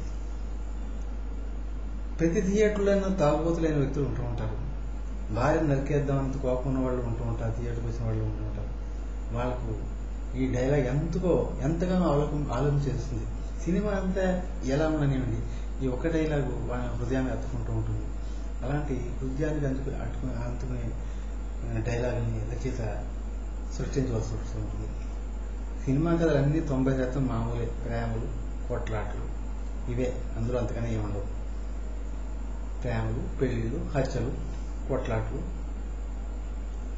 ఇలాంటి సీక్వెన్స్ మధ్యలో ఇలాంటి సీక్వెన్స్ ప్రేక్షకుల్ని తృప్తి కలిగిస్తాయి, జీవితాంతం గుర్తుంచుకునేలా చేస్తాడు. డైలాగ్ డిస్ట్రిబ్యూషన్ ఎలా చేయాలి, పంపకం ఉన్న పాత్రల మధ్య డైలాగ్ని ఎలాగ రైట్ యాక్షన్ ఎలా పంపకం చేయాలి అన్నది రచయిత బాగా తెలుసుకోవాలి. 4 పాత్రల మధ్య సీక్వెన్స్ నడుస్తుంది అనుకున్నాం. ఒక పాత్ర సంభాషణ చెప్తే మిగిలిన 3 పాత్రలకు నటనకి అవకాశం ఇవ్వాలి ఆ మాట. అలా జరిగితే సంభాషణ పంపకం పాత్రల మధ్య సమానంగా ఉండి సీక్వెన్స్ రక్తి కడుతుంది. ఒక సంభాషణ ఒకరు మాట్లాడుతుంటే మిగిలిన ముగ్గురికి రిలేటెడ్గా ఉన్నప్పుడు మిగిలిన ముగ్గురు కూడా మళ్ళీ వారి భావాన్ని వ్యక్తం చేసే అవకాశం ఏర్పడుతుంది. ఆ రిలేటెడ్ కాకపోతే వాళ్ళు బొమ్మలా నిలబడే పరిస్థితి ఏర్పడుతుంది. ఎదుటి పక్షిలో రియాక్షన్ కలిగించేదే సంభాషణ. అలా కలిగించకపోతే ఆ సంభాషణ అవతల వ్యక్తిని అచేతనం చేస్తుంది. రాసిన సంభాషణలు వినే పాత్రధారులో రెస్పాన్స్ కలిగిస్తోందా లేదా అన్నది రచయిత గ్రహించాలి. డైలాగ్ వాడుతుంటే అట్నుంచి మళ్ళీ ప్రతిధ్వని వస్తుందా లేదా, ఆ రెండో వాడు సమాధానం చెప్పడానికి అవకాశం ఉందా లేదా అన్నది రచయిత గ్రహించి సంభాషణ రాయాలి. సంభాషణతో సంబంధం లేని పాత్రలు తెర మీద ఉంటే ఆ పాత్రకి ఎంతో ఇబ్బందో చూసే ప్రేక్షకులు కూడా అంతే ఇబ్బంది. ఏ సంభాషణతో రిలేటెడ్ లేని పాత్రలు ఒకసారి కొన్ని సినిమాల్లో కనపడుతూ ఉంటాయి. అది సినిమా ఎండింగ్లో అన్ని పాత్రలు నిలబడిపోతాయి. చుట్టూను ఏదో పెళ్లి సీక్వెన్స్లో ఏదో గొడవ అవుతుంది. ఆ గొడవకు సంబంధం లేని పాత్రలు ఎన్నో అక్కడ నిలబడి ఉంటాయి. వాళ్ళు ఏం చేయాలో తెలియదు, బొమ్మలు అలా చూస్తూ ఉంటారు. కెమెరాని వాళ్ళ మొహాలకే చూపించాలా వద్దా అని కూడా అనుమానం వస్తూ ఉంటుంది. చూపించినా యాక్షన్ ఉండదు, జీవశవాల్లో ఉంటూ ఉంటాయి అవన్నీ క్యారెక్టర్లు. ఏదో 2-3 క్యారెక్టర్ల మధ్యన సంభాషణ నడిచిపోతూ ఉంటుంది. చాలా ఇబ్బంది పెడుతూ ఉంటుంది మిగిలిన క్యారెక్టర్ని. ఆ దృశ్యాలను దృష్టిలో పెట్టుకుని అలాంటి సీక్వెన్స్లో మిగిలిన వాళ్ళకి ఎంతో కొంత ముఖ్య పాత్రల దానికైనా సంబంధం ఉండేలాగా మనం చిత్రీకరించే అవకాశం చూసుకోవాలి రచయిత. అటువంటి పాత్రలు ఏమైనా ఉంటే సంభాషణకి సంబంధం లేని పాత్రలు ఉంటే అవి జీవోత్సవాలుగా కనపడతాయి. అసంకల్పిత చర్యలాగా కాళ్ళు చేతులు కలిపితే ఏదో ఒకటి చేయాలి కాబట్టి ఇలా అనుకుంటాను, లేకపోతే ఇలా అనుకుంటాను ఆ పాత్రలు యాక్షన్ చేస్తుంటే అది నటన తెలియని మనుషులా కనపడుతూ ఉంటారు చూసేవాళ్ళకి. వాళ్ళకి మరి మార్గం లేక ఏదో చేయాలి మనం కూడా అన్నట్టుగా ఒకసారి ఇలా అని అలా అని ఇలాగ ఏదో కల్పించుకుంటూ వాళ్ళు యాక్షన్ చేస్తే వాళ్ళకి నిజంగా నటన తెలియదు పాపం, వాళ్ళు చాలా ఇబ్బంది పడుతున్నారు అని ప్రేక్షకుడు అనుకుంటాడు. అది పాత్రధారుల దోషం కాదు, ఓన్లీ రచయిత దోషం, రచయిత చేతకాంతనం. ఉదాహరణకు ఒక సీక్వెన్స్ చెప్పుకుందాం. 5 పాత్రలు తీసుకుందాం. రాము, కృష్ణ, హరి, చిన్న, శ్రీ పాత్రధారి రమ్య. ఈ 5 పాత్రల మధ్య ఒక సీక్వెన్స్. రాము రమ్యను ప్రేమించాడు. ఆ విషయం చెప్తే రమ్య తిరస్కరించింది. రమ్య యాక్సెప్ట్ చేయలేదు. రాము తన స్నేహితుడు కృష్ణకు జరిగింది చెప్పాడు. కృష్ణ సలహా ఇచ్చాడు. రాము హరిని సాయం అడిగాడు. వీళ్ళందరూ ఇలా జరుగుతుంటే చిన్న వాళ్ళ మధ్యకు వచ్చి పిడుగు లాంటి వార్త చెప్తాడు. ఒక వార్త ఏదో మోసుకొచ్చాడు, ఏదో వీళ్ళందరినీ అచేతం చేసే వార్త. ఇది స్క్రీన్ ప్లే రైటర్ రాసి ఇచ్చాడు. దీనికి సంభాషణ కూర్చాలి రచయిత. ఈ సీక్వెన్స్ 5 పాత్రలు ఒక చోట ఉన్నప్పుడు ప్రారంభిస్తే అందం ఉండదు. 5 ఒక చోటే ఉన్నప్పుడు మొదలెడితే 3 స్నేహితుల ముందే రమ్య రాముని తిరస్కరించి వెళ్ళిపోతే ఒకే విషయంపై 4 రియాక్షన్ చూపించడం కష్టం. రమ్య నో నేను పెళ్లి చేసుకుని వెళ్ళిపోయినప్పుడు మిగిలిన స్నేహితుల పాత్రలకు వాళ్ళకి తెలిసిపోయింది సబ్జెక్టు. వాళ్ళ రియాక్షన్ ఏముంటుంది, కొత్త రియాక్షన్ ఏమి రాదు, కష్టం. ఇది స్నేహితులందరిలోనూ పూర్తి ఆసక్తి ఉన్నట్లు చూపించడం చాలా కష్టం అవుతుంది. ఈ పరిస్థితుల్లో రచయిత ఎలా క్రాఫ్టింగ్ చేయాలి వాటిని, ఆ క్యారెక్టర్స్ని, అన్నింటిలోనూ యాక్షన్ కావాలి. మరి మిగిలిన 4 క్యారెక్టర్లు ఉపయోగించుకుంటే 4 క్యారెక్టర్లు కూడా ఎంతో కొంత నటనకు అవకాశం ఇచ్చేలాగా వాళ్ళకి సహాయం చేయాలి. ఇది ఎలా సృష్టించామంటే రాముని తిరస్కరించి రమ్య ముందుకు వెళ్ళింది. నేను పెళ్లి చేసుకోని చెప్పి రమ్య ముందు వెళ్ళిపోతుంది. దూరం నుంచి వస్తున్న కృష్ణ చూశాడు. దూరం నుంచి కృష్ణ వస్తున్నాడు, చూశాడు. ఈ అమ్మాయి ఏదో చెంపదెబ్బ కొట్టి వెళ్ళిపోవడం, ఏదో సంథింగ్ రియాక్షన్ చేయి విదిలించి వెళ్ళిపోవడం, ఇది ఆ కృష్ణ అనే క్యారెక్టర్ కనపడింది. దూరం నుంచి చూస్తున్నాడు. వాడు వచ్చాడు. కృష్ణ రాముడు మాట్లాడుకున్నారు. రాముడు సంభాషణ పూర్తి అయ్యేటప్పటికి హరి వీళ్ళిద్దరూ 2 మాటలు మాట్లాడుతున్నారు. చూసావా నాకు అన్యాయం చేసింది, ఇలాగా నన్ను తప్పుగా అర్థం చేసుకుందా ఏదో చెప్తున్నాడు రాముడు. సరే దీన్ని సర్దుదాం రా, దీన్ని మార్కం చూద్దాం, కంగారు పడకరా అని కృష్ణ సర్ది పెడుతున్నాడు. ఆ సమయంలో క్లాస్ రూమ్ లోంచి హరి వచ్చాడు. హరి సాయం కోరాడు. సార్ హరి నువ్వు నా సాయం చేయాలి పరిస్థితి అని చెప్పి సాయం కోరాడు. ముగ్గురు మిత్రులు మాట్లాడుకుంటుండగా చిన్న కాలేజీ నుంచి పరిగెత్తుకుంటూ వచ్చి ఆయతపడుతూ రమ్య గురించి షాక్ లాంటి వార్త చెప్పాడు. వీళ్ళ ముగ్గురు మధ్యనే అప్పుడు చిన్న అనేవాడు కాలేజీ నుంచి పరిగెట్టుకు వచ్చి ఆయతపడుతూ అతను పరిగెట్టుకు రావడం, ఆయతపడుతూ ఉండటం, ఏదో చెప్పాలని తాపత్రయపడుతూ ఉండడం, అది రమ్యరా అని రమ్య గురించి ఒక కొత్త వార్త సంఘటన ఆశ్చర్యం కలిగించేది అందరినీ షాక్ పుట్టేలాగా చెప్పే వార్తని చెప్పాడు. ఇలా క్రాఫ్టింగ్ చేసుకుంటే ఒక పాత్ర మరొక పాత్రకి ఇబ్బంది కలిగించదు. ప్రతి పాత్రకి నటనకి ఒక అవకాశం ఉండవు. నేను నటిస్తున్నాను, నాకు మంచి అవకాశం వచ్చిన సినిమాలని ఆ పాత్రధారుడు ఆనందించే అవకాశం కూడా ఉంటుంది. అన్ని పాత్రలకు కావాల్సిన స్థాయిలో నటనకు అవకాశం ఉంటుంది. అన్ని ఏ పాత్రకి ఆ పాత్ర. చిన్న పరిగెత్తుకు వచ్చి ఆ సబ్జెక్టు ఆ విషయం చెప్పడం కూడా ఒక నటనకి అవకాశం ఉంది. అలాగే హరి రాగానే ఇతను రమ్య గురించి చెప్పడం, సహాయం పడడం, అయ్యో స్నేహితుడు ఇలాంటి వాడా, ఇబ్బందులు పడ్డా, తను ఇలా చేయాలని ఆలోచించుకుని తన నటన ప్రదర్శించే అవకాశం అతనికి ఉండడం, అక్కడ చూసిన ఆ సంభాషణ వెంటనే చూసిన ముందు వాడికి కూడా కృష్ణకు కూడా ఇబ్బంది కొంత నటనకి అవకాశం కావడం ఇవన్నీ జరుగుతూ ఉంటాయి. ఇలా క్రాఫ్టింగ్ చేసుకోవాల్సిన అవసరం ఎంతో ఉంది. తర్వాత అసంబద్ధ సంభాషణలు. సందర్భం లేకుండా కొన్ని సంభాషణలు నడుస్తూ ఉంటాయి, ఏదో టైం పాస్ అన్నట్టుగా రాస్తూ ఉంటారు. అవి తప్పు సంభాషణలు కూడా పడుతూ ఉంటాయి, అలాంటి పొరపాట్లు జరిగిపోతూ ఉంటాయి. రచయిత చాలా జాగ్రత్తగా ఆలోచించి సంభాషణ విషయంలో చూసుకోవాలి. తను రాసే సంభాషణ అందరూ అంగీకరించేలా ఉండాలి. ఏదో తనకేదో గొప్పగా ఉందని అందరూ దోచుకోకూడదు, అది అసందర్భం కాకూడదు. కొత్త పదాలు ఉపయోగించాలంటే ఒకటి సార్లు ఆలోచించాలి. కొత్త పదాలను ఉపయోగిస్తాం, ఎంతవరకు సమంజసం, ఇది నలుగురు అంగీకరిస్తారా లేదా. అందంగా ఉంది కదా అని ఏ పదాన్ని పడితే ఆ పదాన్ని మనం రచయిత ఉపయోగిస్తే అపహాస్యం పాలైపోతారు. తర్వాత ఈ అగ్నిప్పుతో నేను కాల్ చేస్తారా అని ఒక సీరియస్ డైలాగ్, ఏదో హీరో విలన్ ఎవరన్నాడు, అగ్నిప్పుతో నేను కాల్ చేస్తారా అని. అంటే ప్రేక్షకుడు రచయిత తెలియతక్కువని తను గ్రహించడమే కాకుండా తన పక్కవాడు కూడా తెలియదు, అగ్ని నిప్పుకు తేడా తెలియదు ఈ రైటర్ వాడుకున్నాం, అగ్నిప్పు అంటున్నాడు అని. అంటే ఎక్కడో విన్నాడు, ఏదో పల్లెటూరులో ఎవరో ఒక మారుమూల కుగ్రామంలో సాధారణ మనిషి అగ్నిప్పు అని మాట్లాడితే ఇదో బాగుందని తన రచయితను పెట్టేస్తే రచయితకి జాగ్రత్తగా పెట్టాడని ప్రేక్షకుడు భావించే అవకాశం ఎక్కువ ఉంటుంది. కనుక అటువంటి పనులు చేయకూడదు. ఒక సినిమాను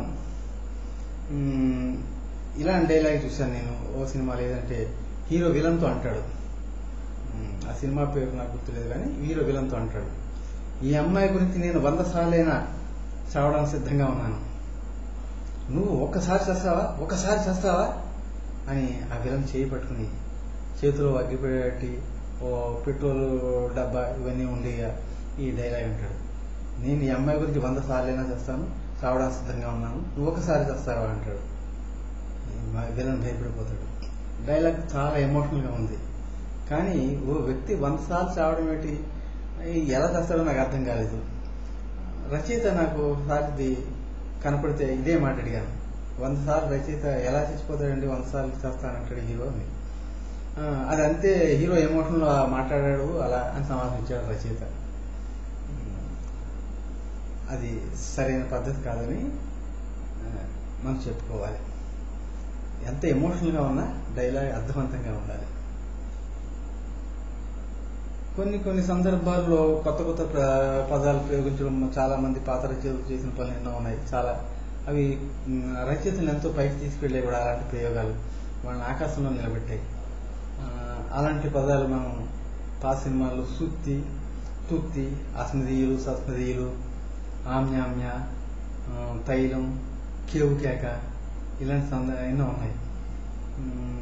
అలాగే కొన్ని పదాలు కూడా ఉన్నాయి. ఆ పదాలు ఏంటంటే ఏది ఫేస్ టర్నింగ్ ఇచ్చుకో, ఒకసారి చెప్తే 100 సార్లు చెప్పినట్టే, ఇలాంటివి కూడా అవి ఎంతో రచయితకి ఎంతో పేరు తీసుకొచ్చిన పదాలు అటువంటి. ఇంక ఇమిటేషన్ డైలాగ్స్, అనుకరణ, ఎక్కడో ఏదో సినిమాలో ఉంది, లేకపోతే ఏదో నాటకంలో ఉంది, ఏదో వాక్యాలను ఎక్కడో చదివాం, దానికి పెట్టుకుందాం బాగుంటుంది అని ఈ కథకి తను చూసిన సన్నివేశానికి సంబంధం లేకపోయినా దాన్ని తీసుకొచ్చి యాది తీసుకు ఎక్కడ పెట్టి అతికిస్తే అది ఆ ఇమిటేషన్ డైలాగ్ చాలాసార్లు ఇబ్బందికరంగా ఉంటుంది. జూలియస్ సీజర్లో ఒక డైలాగ్ ఉంది.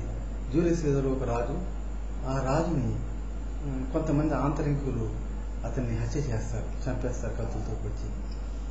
అలా చంపుతున్నప్పుడు వారి మధ్య నుంచి సీజరు ప్రాణ స్నేహితుడు బ్రూటస్ అని ఆయన కూడా సీజర్ని కత్తితో పొడుస్తాడు. సీజర్ ఆశ్చర్యపోతే విభ్రాంతి చూస్తాడు. ఆయన సీజర్ స్నేహితుని చూసి యూట్యూబ్ బ్రట్ అంటాడు. బ్రూటస్ అని కూడా పూర్తిగా అన్నాడు. బ్రట్ అంటే అంత ఆత్మీయుడైన స్నేహితుడు అతను. యూట్యూబ్ బ్రట్ అంటాడు.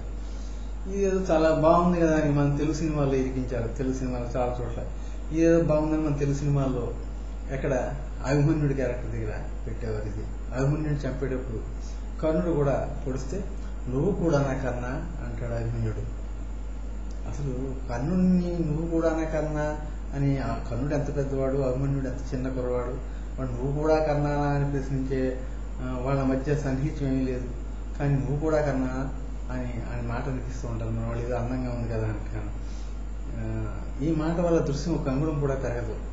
ఏదో తన గొప్పగా రాసాం అనుకుంటాడు రచయిత, దర్శకుడు బాగా తీసేసాం అనుకుంటాడు. కానీ ఏమీ దృశ్యానికి నిరుపయోగమైన డైలాగ్ ఇది. కర్ణుడి అభిమన్యుడికి మధ్య సంబంధాలు స్పష్టంగా లేనివి. ఆ లేనప్పుడు అభిమన్యుడు ఆ మాట అనే అవకాశం లేదు. ఇది అసందర్భం, అసంబద్ధం అని మనం చెప్పుకోక తప్పదు. ఈ ఇదే కొన్ని రచయిత ఇది ప్రయోగించాలి, దర్శకుడుగా ఇలాంటి సందర్భాన్ని మన దాంట్లో ఇరికించాలనుకుంటే దాన్ని ఇంకో కోణంలో చూపించాలి. అది ఈ రకంగా చూపిస్తే ఎలా ఉంటుందో ఒకసారి ఆలోచించండి. కర్ణుడు కత్తితో పొడిచిన తర్వాత అభిమన్యుడు డైలాగ్ని ఈ విధంగా కొంచెం ఒక మాటతో కాకుండా 2-3 మాటలు కలిపి ఇలా రాస్తే ఎలా ఉంటుందో ఒకసారి చూద్దాం. కర్ణ, అపారమైన నీ స్వామి భక్తికి నా జోహార్లు. స్వామి భక్తి ఎవరి దగ్గర స్వామి? అతను స్వామి ఎవరు? దుర్యోధనుడు. దుర్యోధను దగ్గర ఉంటాం పంచన బతుకుతున్నవాడు. ఆ స్వామి దుర్యోధను చెప్పిన మాట విని యుద్ధంలో పాల్గొన్నాడు. తన దగ్గర వాళ్ళందరినీ చంపుకుంటున్నాడు. అపారమైన నీ స్వామి భక్తికి నా జోహార్లు అన్నాడు ఈ అభిమన్యుడు. ఇది సందర్భమైనదే. పాపపు కూడు తింటున్న నీకు పాప పరిహారానికి నీ స్వామికి ఈ పాపాన్ని దానం చేస్తున్నావా? దానకన్నా నువ్వు తినేసి పాపం కూడా ఆ పాపాన్ని వదిలించుకోవడానికి మళ్ళీ ఈ పాపాన్ని దానం చేస్తున్నావు. ఇది నువ్వు చేస్తుంది ఒక పాపమైన పని, అన్యాయంగా చంపుతున్నావు. ఈ పాపాన్ని ఆ పాపికి దానం చేస్తున్నావు నువ్వు. దానకన్నా కర్ణుడు దానకర్ణుడు అని హేళనగా చూపెడుతూ అభిమన్యుడి మాట అనడంలో తప్పులేదు. ఒంటరిగా నేను ఒక్కనే ఉన్నాను, ఒంటరిగా నిరాయుధుడుగా ఉన్నాను చంపడానికి 10 మంది పక్కగా నిలబడి, నువ్వు డైరెక్ట్గా ఫైట్ చేయట్లేదు నాతోటి, 10 మంది పక్కగా నిలబడి వచ్చావు. వీరకన్నా నీ పేరు సార్థకమైందా? నువ్వు వీరకర్ణుడు కదా. ఇదే ఇప్పుడు నీ వీరత్వం కనపడుతోంది. ఒంటరిగా ఉన్నాను, ఎవరు లేదు, ఆయుధం కూడా లేదు, 10 మంది పక్కన నిలబడి వచ్చావు నువ్వు అటువంటి వాడి దగ్గరికి. వీరకన్నా నీ పేరు సార్థకమైందా?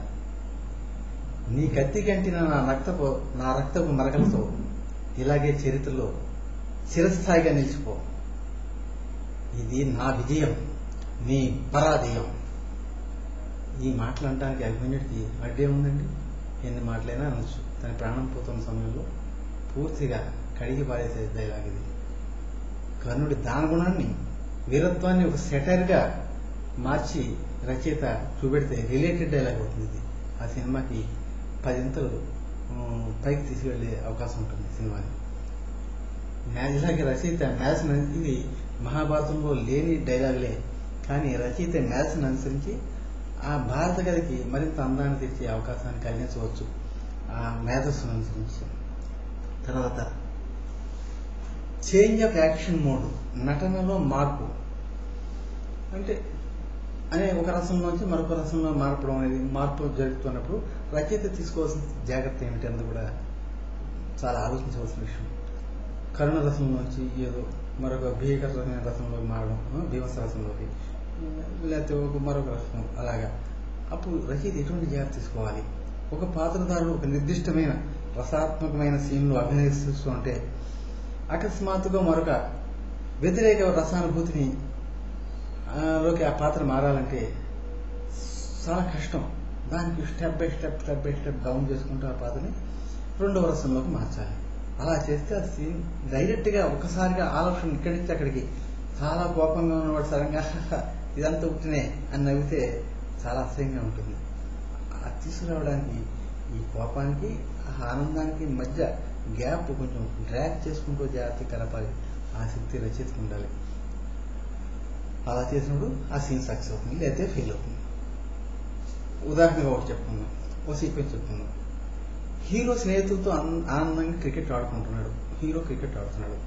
ఆ సమయంలో ఒక స్నేహితుడు వచ్చి, ఒరే మీ నాన్న చచ్చిపోయాడు అని చెబితే ఆనందం నుండి, ఆట మూడ్ నుండి విచారానికి మార్చడానికి సాధ్యమేనా? మార్చగలరా అలాగా తన నటనని? ఎంతో ఆనందంగా క్రికెట్ ఆడుకుంటున్నాడు, స్టేడియంలో గ్రౌండ్ చుట్టూ ప్రేక్షకులు ఉన్నారు. అటువంటి మీ నాన్న చచ్చిపోయాడు అని ఒక వ్యక్తి చెప్తే, స్నేహితుడు చెప్తే ఒక్కసారిగా ఈ యాక్షన్ నుంచి ఆ యాక్షన్ మార్చడం ఎంత కష్టం. అలా చేస్తే ఆ సీన్ ఫెయిల్ అవుతుంది. అలా ఏమైనా వాడు చేయడానికి ప్రయత్నం చేస్తే ఆ సీన్ వ్యక్తిగతం నవ్వులాటగా ఉంటుంది. ప్రేక్షకులు వచ్చి ఏం రాసేట్రా బాబుడే కానీ. దాన్ని సరైన రసోత్పత్తి జరగాలంటే ఒక రసాన్ని నుంచి మరొక రసాన్ని మారేటప్పుడు అంచెలంచెలుగా స్టెప్ బై స్టెప్ మార్చుకుంటూ దాన్ని తీసుకురావాల్సిన బాధ్యత చేద్దే. అది ఈ విధంగా చూపించడానికి ప్రయత్నిద్దాం. హీరో క్రికెట్ ఆటకే గ్రౌండ్లోకి బయలుదేరాడు. ప్రిపేర్ అయ్యి గ్రౌండ్లోకి వెళ్తున్నాడు. తండ్రికి సీరియస్గా ఉందని తెలిసింది.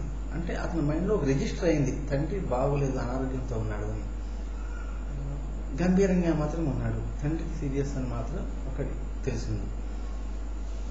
హీరో ఆడాలా మానాలా అయోమయంలో పడ్డాడు. వెళ్ళాలా, ఇంటికి వెళ్ళిపోదామా? స్టేడియంలో ప్రేక్షకులు హీరో రావాలని గొడవ పెడుతున్నారు. రావాలి రావాలి, హీరో రావాలి అని క్యాచ్ చేస్తున్నారు. అటువంటి ఆలోచనలో ఇంటికి వెళ్ళాలని ఆలోచన పక్కన పెట్టుకుని గ్రౌండ్లోకి వచ్చేసాడు హీరో. ఆట నడుస్తోంది. ప్రేక్షకుడికి చూసే ప్రేక్షకుడు టెన్షన్. ఎందుకంటే ప్రేక్షకుడికి తెలుసు తండ్రి సీరియస్గా ఉన్నది. ఇక్కడ ఆడుతున్నాడు, టెన్షన్తో ఆడుతున్నాడు. ఏం ఆట పాడు చేస్తాడా, తండ్రి ఏమవుతుందో, ఎలా ఆడతాడు, దాన్ని ఎలా తట్టుకోగలడు అని ప్రేక్షకుడి హీరో టెన్షన్ ప్రేక్షకుడిని మార్చేస్తాడు అన్నమాట రచయిత ఇక్కడ. హీరో దాన్ని చాలా ముఖ్యమైన సిక్సర్ కొట్టాడు. అది కొట్టకపోతే ఆట వేయలేకపోతుంది. సిక్సర్ కొడితేనే ఆట నిలబడుతుంది. అటువంటి కీలకమైన సిక్సర్ కొట్టగానే అందరూ విపరీతంగా చప్పట్లు కొట్టారు. ఆట అయిపోయింది. అప్పుడు స్నేహితుడు వచ్చాడు దగ్గరికి. తండ్రి చనిపోయాడని హీరో చెప్పాడు. హీరో సిక్సర్ కొట్టిన తర్వాత ఈ తండ్రి చనిపోయాడని తెలిసిన చేతిలో బ్యాట్ అలా కిందకి జార్చేశాడు. ప్రేక్షకుడు కూడా గుండె ఒకసారి అయ్యో ఇంతకాలం ఇంతసేపు టెన్షన్తో ఇటు నిగ్గు తేడా లేదా, అటు తండ్రి ఏమవుతాడు, తండ్రి మీద బాధతో ఆటను పాడు చేస్తాడు, ఇన్ని టెన్షన్తో ఉన్న ప్రేక్షకుడు కూడా ఒక్కసారి అలాగా టెన్షన్ రిలీఫై అయ్యో పాపం హీరో తండ్రి చనిపోయాడని సానుభూతులు వెళ్ళే అవకాశం ఉంది. ఈ విధంగా సీన్ ఉన్నప్పుడు ప్రేక్షకులు హీరో హావభావాలు తేలిగ్గా ఫాలో అయ్యి అనుభూతిని పొందుతారు. రచయిత గ్రహించవలసిన కొన్ని ముఖ్యమైన స్టెప్స్ ఏంటంటే, తను రాసే సంభాషణ తనకు ముందుగా తనకు సంతృప్తి కలగాలి. తను రాసిన బాగుందా లేదా ముందర తనకు తృప్తి కలిగించాలి. ఏదో రాయాలి, టైం పాస్ కావు, అయిపోవాలి, స్క్రిప్ట్ అరగంటలో అయిపోవాలి, డైరెక్ట్గా ఎప్పుడే చెప్పారు అన్నట్టు కూర్చుని కావు బలితే ఆ సంభాషణ పట్టుకోండి. మళ్ళీ 1-2 సార్లు చదువుకోవాలి. చదివి తను ఓకే నేను సరిగ్గానే రాశాను, ఎంతకన్నా మంచి డైలాగ్ ఉండదు ఇక్కడ, నేను నాకు తెలిసినంత వరకు మంచి డైలాగ్ రాశాను, న్యాయబద్ధంగా రాశాను, ఇక్కడ దీన్ని ఈ క్యారెక్టర్ న్యాయం చేసేటా రాశాను అన్న భావన ముందర తనకు కలగాలి. తర్వాత కోట్లు ఖర్చు పెట్టే నిర్మాత కూడా బాగుంది, డైలాగ్స్ బాగున్నాయని నిర్మాత కూడా సంతోషించాలి. తర్వాత దర్శకుడికి తన దార్శిక కోణాల్లో చూస్తాడు ఈ డైలాగ్ ఇతను రాసింది. అవి ఆ దార్శిక కోణాలు ఇమిడిపోతాయి లేదా తన డైరెక్షన్ యాంగిల్లో చూసుకుని ఇమిడిపోతుంటే చాలా బాగుంది, మంచి నాకు డైరెక్షన్కి మంచి స్కోప్ ఇచ్చే డైలాగ్ రాశారు మీరు అని ఆనందపడతాడు. అలాంటి ఆనందం కలిగించే డైలాగ్ని మనం రాయాల్సి వస్తుంది. నటుడు కూడా తన నటుని పరాకాష్ఠగా నిలుస్తుంది ఈ డైలాగు అని ఆనందం కలగాలి. అప్పుడు రచయిత సక్సెస్ అయినట్టు అర్థం. రచయిత కూడా మెచ్చుకోవాలి. ఇంకా తర్వాత ప్రేక్షకుడు కూడా రసానుభూతిని పొంది ఆనందించేలా ఉండాలి. బా ఎంత గొప్ప డైలాగులు ఉన్నాయి అని ప్రేక్షకుడు కూడా రసానుభూతి పొంది ఆనందించాలి. ఇన్ని జరిగినప్పుడే ఆ రచన సక్సెస్ అని అనుకోవాలి.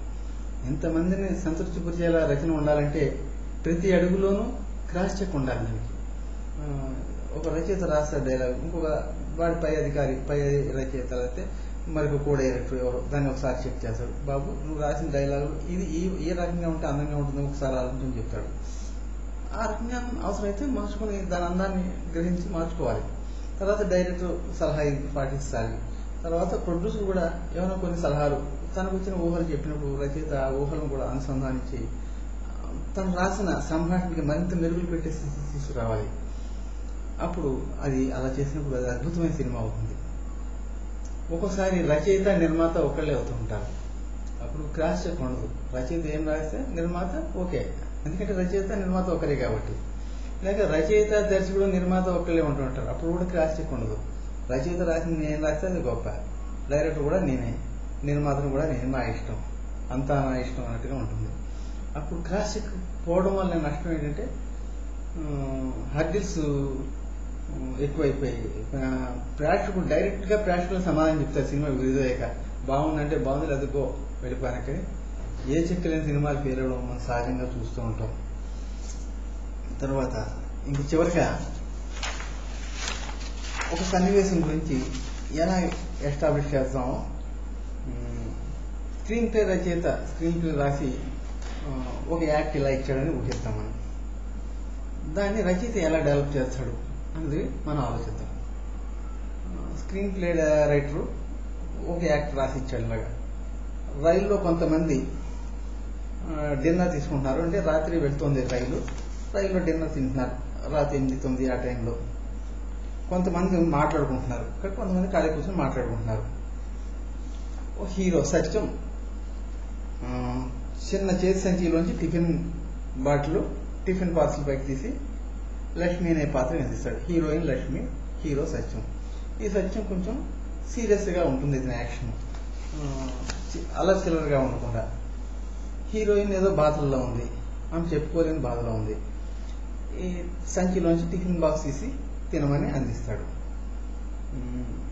ఇంటర్కట్లో సికింద్రాబాద్లో రైల్వే స్టేషన్లో స్టేషన్ మాస్టర్కి టెలిఫోన్ ఒకటి వస్తుంది. ఈ సీన్ ఇలా నడుస్తుంది. కట్ చేసి నెక్స్ట్ సీన్లో సికింద్రాబాద్ రైల్వే స్టేషన్ వాటికి ఒక ఫోన్ వస్తుంది, గోదావరి ఎక్స్ప్రెస్లో బాంబు పెట్టారని. మళ్ళీ ఇంటర్కట్ నెక్స్ట్ మళ్ళీ రైల్లో సెల్ ఫోన్లో ఓ వ్యక్తికి అదే మెసేజ్ వస్తుంది. కంగారు పడుకుంటాడు. ప్రయాణికులందరికీ తెలిసిపోతుంది. దాంతో గందరగోళం, చాలా మందికి దెబ్బలు, కొంతమందికి కింద దూకుతారు, రైలు ఆగింది.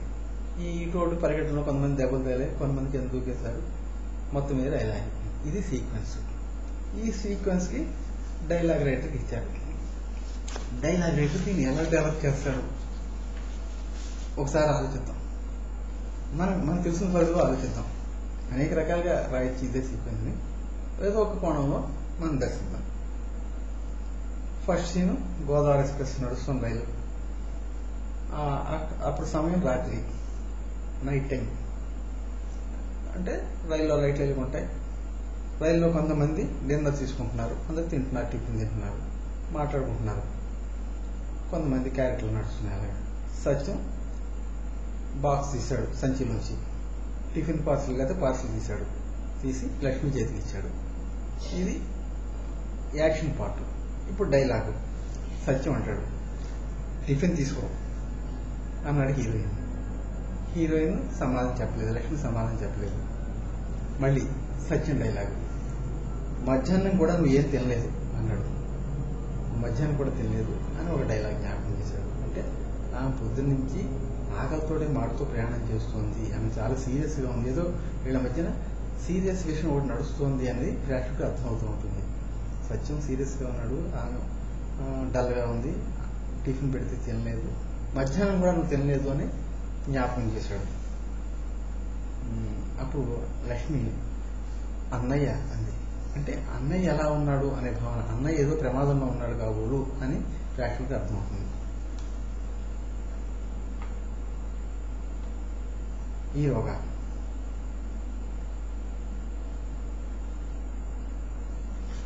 ఇక్కడ కట్ చేస్తే రైల్వే స్టేషన్.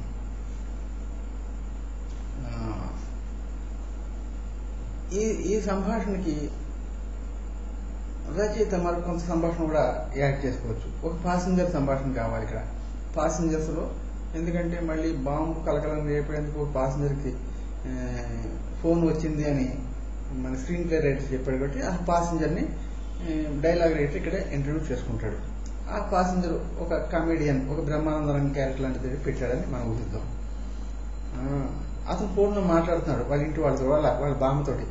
బామ్మ అందరం రైలు క్షేమంగా ఎక్కాం.